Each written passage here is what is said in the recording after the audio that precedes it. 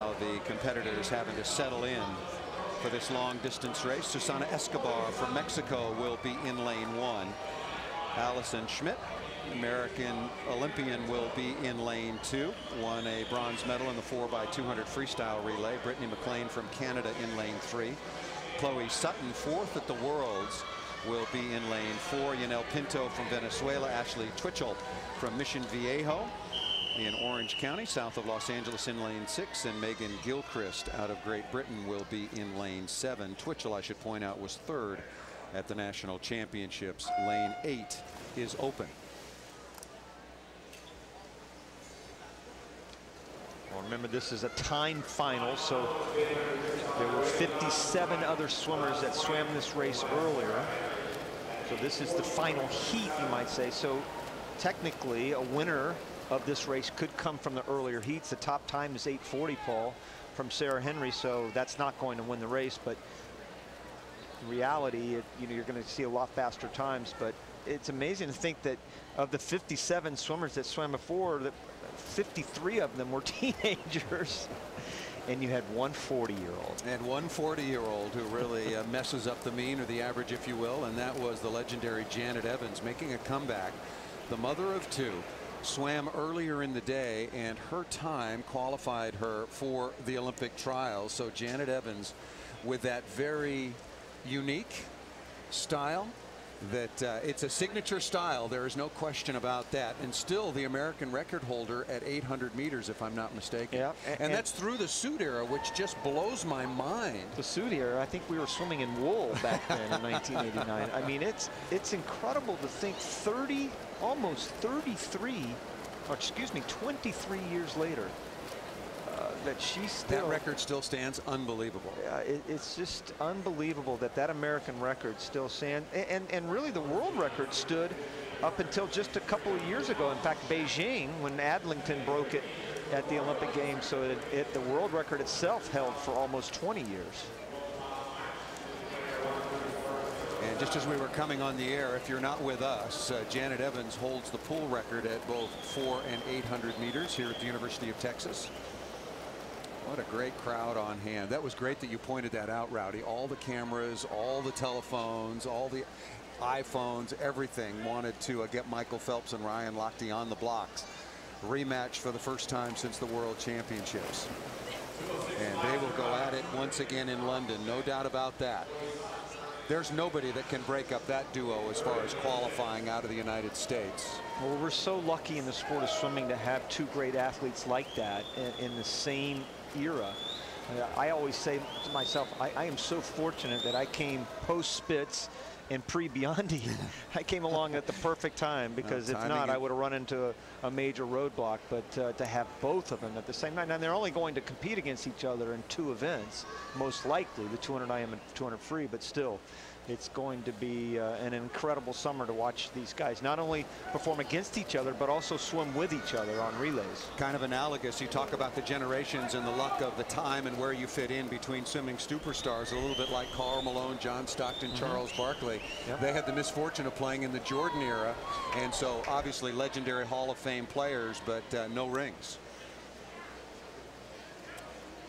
More to come, the women's 800 meters, as we close out the program, the Austin Grand Prix on Universal Sports.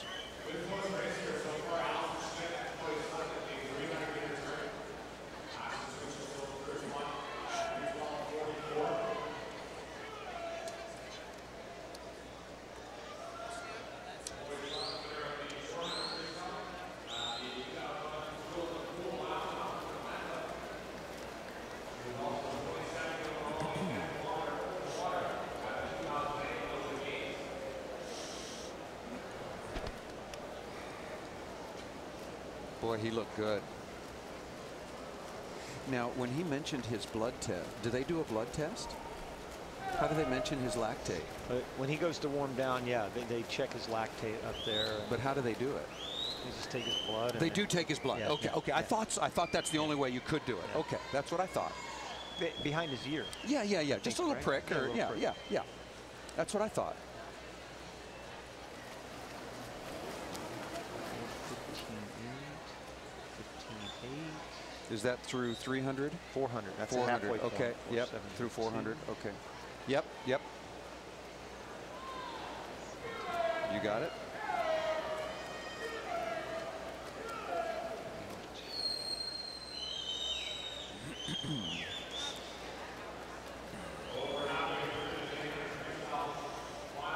Camille Adams. Why isn't there a swimmer in lane 8? Don't know. I think somebody was saying at the meeting that nobody wanted to swim it again, or, you know, I don't know. I don't know. I mentioned that lane 8 was empty.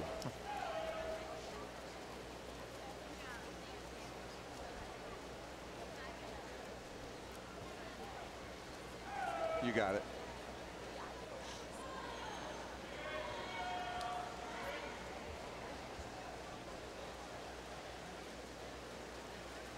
Exactly 300 meters to go of this 800-meter women's final. Allison Schmitt of the United States, out of North Baltimore by coincidence.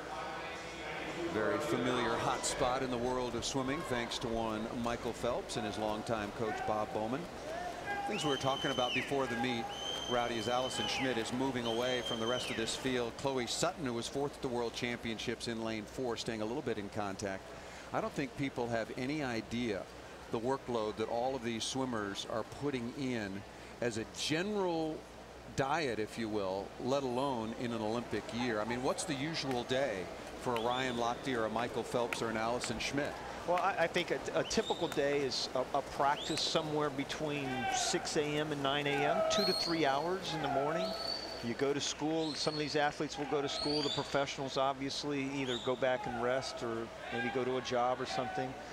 And then you come back and do it all over again somewhere between the hours of 2 to 6, 3 to 4 hours again. And then you go back and study, and you go back and hit the hay. I mean, you're talking about these athletes swimming 50 out of 52 weeks a year probably. They get about 2 weeks off the year, swimming anywhere from 6 to 10 miles of swimming a day, wow. 6 days a week. I will stack our sport, Paul, and I know you're a volleyball man, but I'll stack our sport against any other for the amount of work and the dedication and the values you learn every single day. Oh, you win. I was playing a game with a ball and a bunch of other people, and we were good for 4 hours a day, 5 or 6 days a week, and then of course the training outside of the actual practice session. But I mean, the soul dedication, just back and forth. And loving, you have to love the work. You got to love, absolutely love it all the time to put in the necessary work.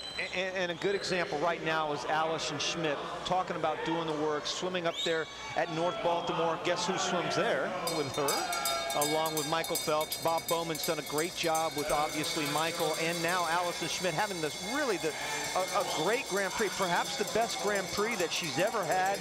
405 in the 400. She went 155 in the 200 freestyle, which was just off her best time from last year. And now look at this, running away from the 800 freestyle, an event that she most likely won't even swim this summer. And she is just making it look easy right now. Yeah, Allison Schmitt has basically been swimming alone. 50 meters to go.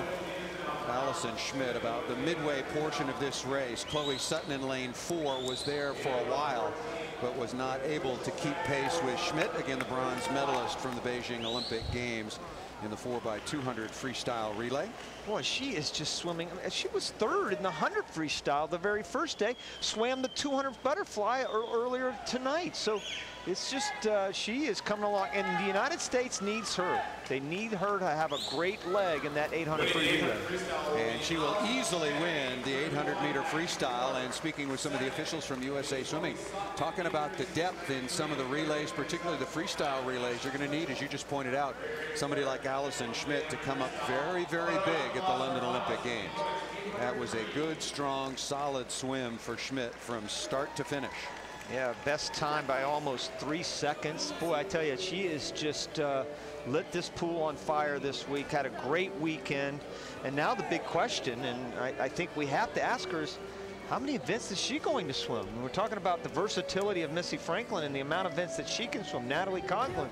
But now all of a sudden you have Allison Schmidt, and look at the lead that she has, almost 10 meters ahead of everybody else. Second place was over 5 seconds behind her. Chloe Sutton was exactly 5 seconds behind her. So now with the 100 free, the 200 free, the 400 free, the 800 freestyle, a relay, it's going to be a busy summer for Allison Schmidt. Well, and if I've got the time right, 8:31.94, that betters her previous personal best of 8:35.12. And Allison Schmidt joins us now. I'd say it was an easy win, but anytime you got to race 800 meters, there's nothing easy about that. And Rowdy was saying, just as you were coming over to pick up the microphone, I mean, how many events maybe now you thinking about swimming at the trials? I mean, right now we're just doing a tough schedule. We'll talk it over with the coaches and see. I don't know the exact schedule right now. Do you think you'll swim this summer? Honestly, I have no idea.